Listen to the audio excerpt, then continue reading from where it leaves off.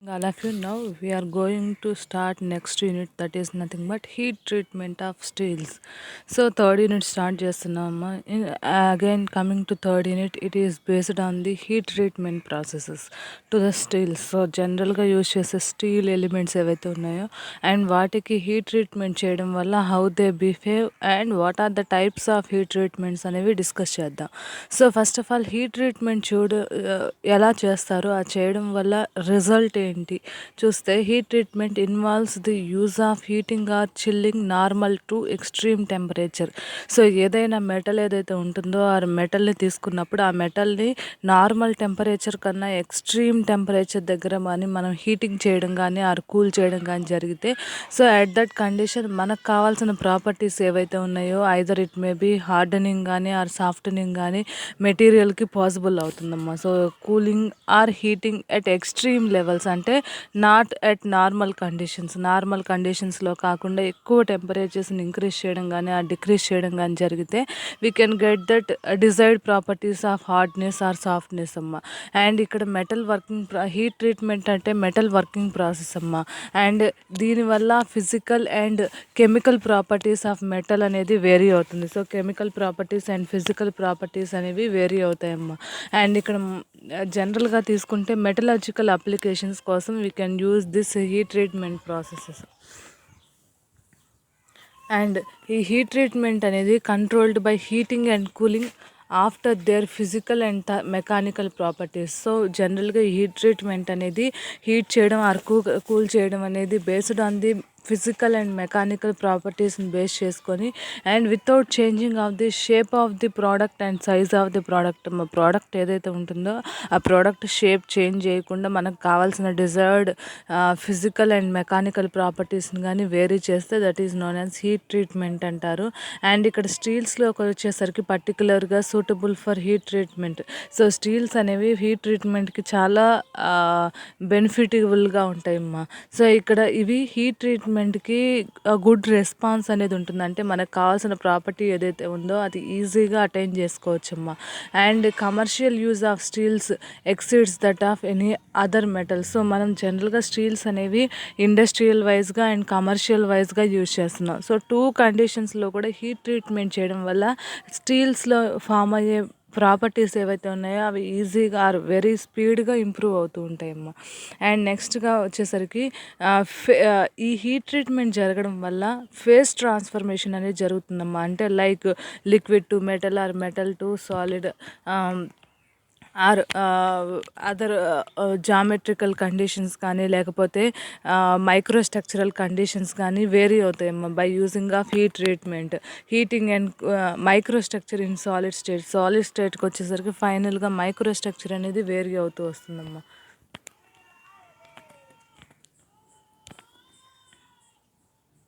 And ఇక్కడ thermal and modifies only structure. So ఈ heat treatment అంటే టెంపరేచర్ని బేస్ చేసుకొని మనకు కావాల్సిన స్ట్రక్చర్ ఏదైతే ఉంటుందంటే స్ట్రెంగ్త్ కండిషన్స్ కానీ ఆర్ ఫిజికల్ ఆర్ మెకానికల్ ప్రాపర్టీస్ని మాత్రం వేరీ చేస్తున్నామమ్మా. అండ్ ఇక్కడ thermo mechanical treatments which modify component shape and structure. So thermo mechanical components అంటే heat and load at a time add చేయడం వల్ల shape at the same time structure రెండు కూడా vary అవుతాయమ్మా. అండ్ ఇక్కడ థర్మోకెమికల్ ట్రీట్మెంట్స్ వల్ల surface chemistry and structure. So అంటే surface of the metal and structure రెండు వేరీ అవుతాయమ్మా. అండ్ ఈ ఇవన్నీ కండిషన్స్ కూడా హీట్ ట్రీట్మెంట్కి కేటగిరీ కిందకే వస్తాయమ్మా. Thermo mechanical and thermochemical properties ఏవైతే ఉన్నాయో ఆ ట్రీట్మెంట్స్ ఏవైతే ఉన్నాయో ఇవన్నీ కూడా comes under the heat treatment processes only.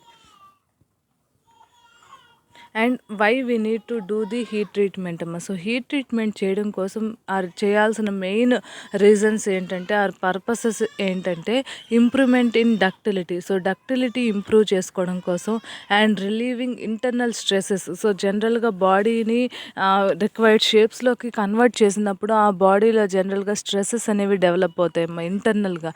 ఆ స్ట్రెసెస్ని రివాల్వ్ చేసుకోవడం కోసం రెడ్యూస్ చేసుకోవడం కోసం we can do the heat treatment. And and grain size refinement based on the grain సైజ్ని బేస్ చేసుకొని ప్రాపర్టీ ఆఫ్ ది మెటల్ అనేది వేరీ అవుతుంది. And if in case example grain signage అనేది లార్జ్గా ఉంది, అలాంటి సిచ్యువేషన్లో బాడీ అనేది బ్రిటిల్గా ఉంటుందన్నమాట, అంటే ఈజీగా బ్రేక్ అయిపోతుంది. And if in case grain size అనేది షార్ట్గా ఉంది, అలాంటి సిచ్యువేషన్లో that will be not breaked out easily. That means ductility అనేది ఇంక్రీజ్ అవుతుందమ్మా. సో కాబట్టి గ్రెయిన్ సైజ్ని బేస్ చేసుకుని ప్రాపర్టీ అనేది వేరీ అవుతుంది. And increases the strength and hardness. So strength and హార్డ్నెస్ని ఇంక్రీజ్ చేసుకోవడం కోసం కూడా we can do the hardening అమ్మ. అండ్ ఇంప్రూవ్ మెషినబిలిటీ, అంటే ఈజీగా మెషినింగ్ చేసుకునే ఎబిలిటీ ఏదైతే ఉంటుందో దాన్ని ఇంప్రూవ్ చేసుకోవడం కోసం కూడా we can do the hardening అమ్మ. సో హార్డనింగ్ అనేది ఆర్ హీట్ ట్రీట్మెంట్ అనేది చేస్తున్నాం. And improvement toughness. So toughness body మీద రిపీటెడ్గా ఏదైతే లోడ్ అప్లై చేస్తున్నామో అలాంటి సిచ్యువేషన్లో టఫ్నెస్ కానీ లేకపోతే it will be easily failured. So కాబట్టి toughness has to be placed out in some of the metals which are considering the frequent loads అమ్మ. సో ఫ్రీక్వెంట్గా లోడ్స్ ఏవైతే అప్లై అవుతాయో అలాంటి సిచ్యువేషన్లో టఫ్నెస్ అనేది ఇంప్రూవ్ చేసుకోవడం కోసం heat treatment is one of the best method అమ్మ. అండ్ ఇక్కడ చూసేసరికి here we have number of heat treatment processes are there. And those are బేసిక్గా వచ్చేసరికి 2 టైప్స్ అమ్మ, bulk and surface. And coming to బల్క్కి వచ్చేసరికి అంటే throughout the body or throughout the metal మొత్తంలో కూడా హీట్ ట్రీట్మెంట్ జరిగితే that is known as bulk అంటారు. అండ్ సర్ఫేస్ అంటే only at surfaces only we have to do the heat treatment. So ఇక్కడ బల్క్కి వచ్చేసరికి again we have sub classifications are there.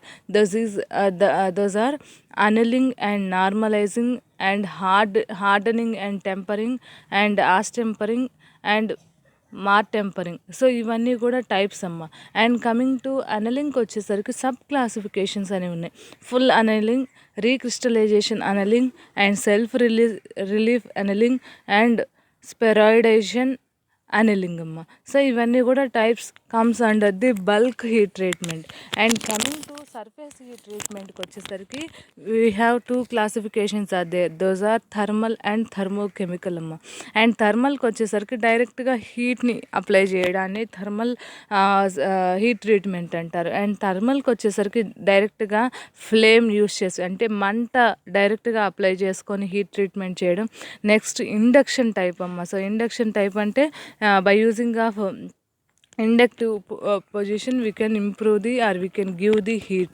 And next one is laser type amma. So laser heat treatment ante direct ga laser toti we can add the heat.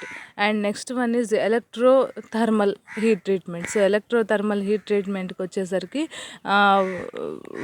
ee electrical element ద్వారా heat ni produce cheyadanni electrothermal heat treatment antaru. And next comes under the thermochemical amma. So thermochemical ki వచ్చేసరికి carburising is one of the heat treatment process. And next one is nitriding అమ్మ. So nitriding కూడా అంటే by using of chemical solutions we can improve the properties or we can use the heat treatment అమ్మ. That is nothing but nitriding. And third one is nothing but carbonitriding. So ఇవన్నీ కూడా classifications of heat treatment అమ్మ. So ఈ heat treatments అన్నీ కూడా based on the way of cooling. So cooling heat చేసిన తర్వాత ఏ ప్రాసెస్లో cool చేస్తున్నాం అన్న దాన్ని బేస్ చేసుకొని this will be depended out అమ్మ. And this is the we already know that this is iron carbon diagram అమ్మ. సో ఐరన్ కార్బైడ్ డయాగ్రామ్కి వచ్చేసరికి ఇక్కడ మనం we are considering that on which temperature how that microstructure behaves. So ఆ metal అనేది ఎలా behave చేస్తుంది అనేది మనం ఇక్కడ అబ్జర్వ్ చేయాలమ్మా. సో వర్టికల్గా టెంపరేచర్ని కన్సిడర్ చేసుకుంటున్నాం. అండ్ హారిజాంటల్గా వీఆర్ కన్సిడరింగ్ ది వెయిట్ అమ్మా, అంటే mass percentage of carbon content. And ఇక్కడ చూస్తూ వచ్చామంటే మనకి we have 1600 degrees centigrade is maximum level అమ్మ. అండ్ ఇక్కడ మ్యాక్సిమం 1538 degrees సెంటిగ్రేడ్ దగ్గర that element will be at full liquid state అమ్మ. సో ఫుల్ లిక్విడ్ స్టేట్ ఉంటుంది. And while reducing the temperature అనేది రెడ్యూస్ అయ్యే కొద్దీ we can produce different microstructures and different reactions అమ్మ. Different reactions and different మైక్రోస్ట్రక్చర్స్ అనేవి చూస్తున్నాం. And ఈ reduce అయ్యే ఆ టెంపరేచర్ రెడ్యూస్ అయ్యే కొద్దీ we can produce what are the types of heat treatments అమ్మ. అంటే ఎలా కూల్ చేస్తున్నాం అన్నదాన్ని బేస్ చేసుకొని హీట్ ట్రీట్మెంట్స్ అనేవి డిపెండ్ అయి ఉంటాయి. అండ్ ఇక్కడ మనకి బేస్డ్ ఆన్ ది కార్బన్ కంటెంట్ని బేస్ చేసుకొని అండ్ లో టెంపరేచర్ కానీ ఉంటే that is known as alpha ferrite అంటారమ్మా ఫస్ట్ ఇండికేషన్లో. అండ్ ఇన్ కేసు టెంపరేచర్ని కానీ ఇంక్రీజ్ చేస్తూ వచ్చామంటే we can produce alpha plus gamma అమ్మ. అండ్ నెక్స్ట్ ఇంకా ఇంక్రీజ్ చేసుకుంటూ వచ్చామంటే we can produce austenite. So ఈ టెంపరేచర్ ఏదైతే ఎక్కువగా ఉంటుందో ఆ సిచ్యువేషన్లో కార్బన్ కంటెంట్ అనేది తక్కువగా ఉంటాయి, అంటే below 2.08% it is comes under the austenite. And temperature level అనేది నియర్లీ 1154 degrees సెంటీగ్రేడ్ రేంజ్ కానీ ఉంటే that is known as gamma austenite అంటారు. And alpha and gamma. So ఇక్కడ మనం చూసామంటే రీజియన్స్ ఉన్నాయమ్మా. So liquid region and comes under the bottom రీజియన్కి వచ్చేసరికి సెమీ లిక్విడ్ స్టేట్ అమ్మా, అంటే లిక్విడ్ ప్లస్ సాలిడ్ స్టేట్లో ఉంటుంది. అండ్ ఫైనల్గా ఎండింగ్కి వచ్చేసరికి we can get the solid state అమ్మా. అండ్ ఇక్కడ మనం చూసామంటే పర్సంటేజెస్ ఉన్నాయి, that is nothing but carbon percentage. And ఇక్కడ టెంపరేచర్స్ కానీ చూసామంటే different region conditions or different micro structure conditions what are the temperatures over there. అంటే అక్కడ కంప్లీట్గా లిక్విడ్ అనేది సాల్యుబుల్ అవుతుందా లేదా సాలిడ్లో, అట్ ద సేమ్ టైం సాలిడ్లో సాల్యుబుల్ అయితే ఏ టెంపరేచర్ దగ్గర అవుతుంది, ఇవన్నీ కూడా we can see in this figure అమ్మా. సో ఈ ఫిగర్లో చూడొచ్చు. అండ్ ఇక్కడ మనం కానీ చూసామంటే టెంపరేచర్కి అండ్ అగైన్ కాంపోజిషన్కి మధ్యలో we have that element is there. And coming to this area, in this condition we are doing number of heat treatment process అమ్మ. సో ఈ హీట్ ట్రీట్మెంట్ ప్రాసెస్కి వచ్చేసరికి మనకి యూజ్ చేసే అనలింగ్ ప్రాసెస్ ఏదైతే ఉందో అనలింగ్ ప్రాసెస్లో డిఫరెంట్ టైప్స్ ఉన్నాయని చెప్పాం.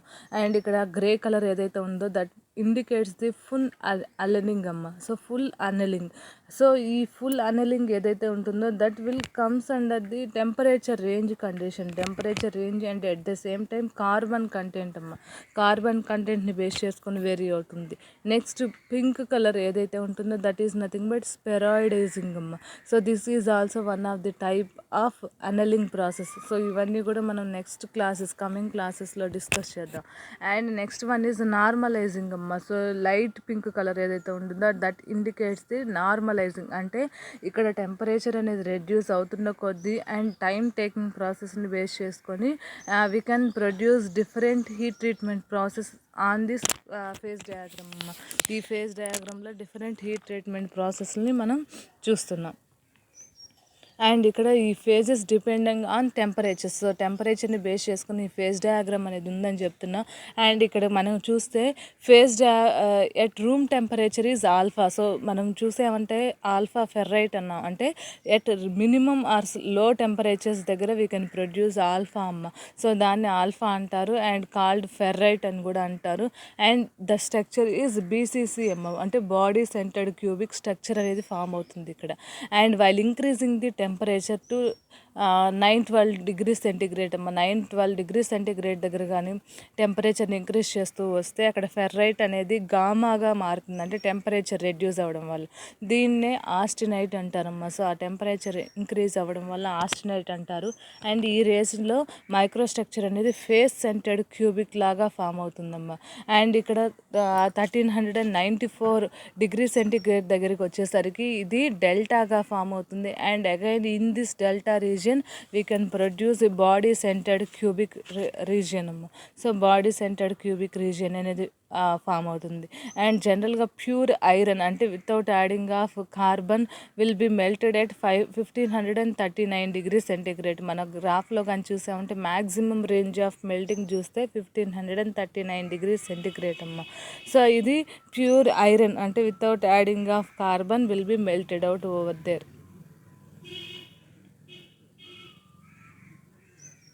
అండ్ ఇక్కడ సాల్యుబిలిటీ లిమిట్స్కి వచ్చేసరికి ferrite phase can dissolve only about.